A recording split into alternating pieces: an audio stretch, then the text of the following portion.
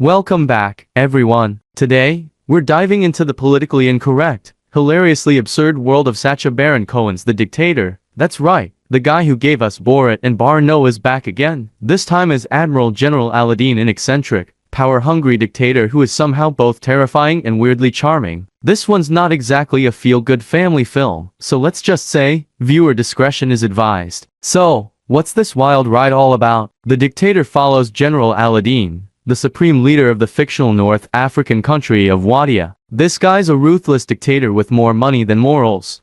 And he's got all the classic dictator perks, golden guns, elaborate titles, a ridiculous palace, and his own theme song. But Aladeen's life of luxury gets flipped upside down when he's betrayed and ends up stranded in America without his identity. It's a fish out of water story, except this fish happens to be a despotic leader with a slight ego problem. Sacha Baron Cohen goes all in as Aladeen. I mean, if you thought he pushed boundaries with Borat, this performance takes it to another level. He's offensive, inappropriate, and shamelessly ridiculous, basically everything you'd expect from a character who's modeled after a mix of infamous dictators. And as much as you might want to look away, you just can't. Cohen somehow makes you laugh, even while you're cringing. Aladeen's arrogance and complete lack of self-awareness are really what drive the comedy here. Now, let's talk about the humor, which is, well, let's just say the dictator doesn't pull any punches. If you're easily offended, this probably isn't the movie for you. It's full of politically incorrect jokes, over-the-top stereotypes,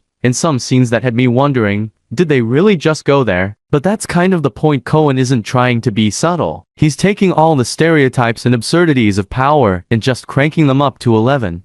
One scene, he's making fun of America. The next, he's talking about Wadia's questionable democratic processes. And by democratic, I mean he rewrites the dictionary so that his name is basically every word. Genius. Maybe. Ridiculous. Absolutely. Then there's Anna Faris, who plays Zoe, a sweet and somewhat naive activist who, get this, takes Aladeen in after he's stranded in New York. She's got the whole hipster, save the world vibe, and she's the exact opposite of Aladeen. Watching them interact is like watching a train wreck in slow motion. It's awkward, it's cringeworthy, and somehow, it's hilarious. Zoe's this optimistic, well-meaning person, and Aladeen's, well, he's Aladeen. Watching her try to teach him basic human decency is honestly one of the funniest parts of the movie. And Anna Faris somehow manages to keep a straight face through all of it, which is impressive on its own. Now, beneath all the chaos, The Dictator is actually a pretty sharp satire. Sure, it's got crude humor in ridiculous situations,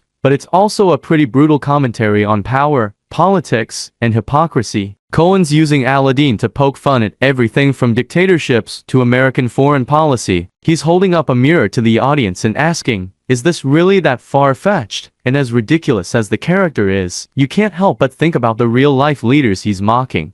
Ultimately, The Dictator is a one-of-a-kind comedy that's equal parts hilarious and uncomfortable. If you're a fan of dark humor and you don't mind a little satire with a heavy side of absurdity, it's definitely worth a watch. Just, maybe don't watch it with your grandma, or in any public setting where people might take offense to, well, literally everything. It's offensive, it's over the top, and it's probably one of the most politically incorrect movies you'll ever see. But that's Sacha Baron Cohen for you. So, if you're up for a movie that's basically a roast of every dictator trope out there, then The Dictator is for you. And if you get offended, well, hey, blame Aladeen. Thanks for watching. If you enjoyed this review and want to see more of my sarcastic takes on movies, hit that subscribe button, give this video a thumbs up, and let me know in the comments your favorite outrageous Aladeen moment. And remember, absolute power corrupts absolutely, but at least it makes for a pretty entertaining movie. She got a body like a goddess, and she talks so sweet.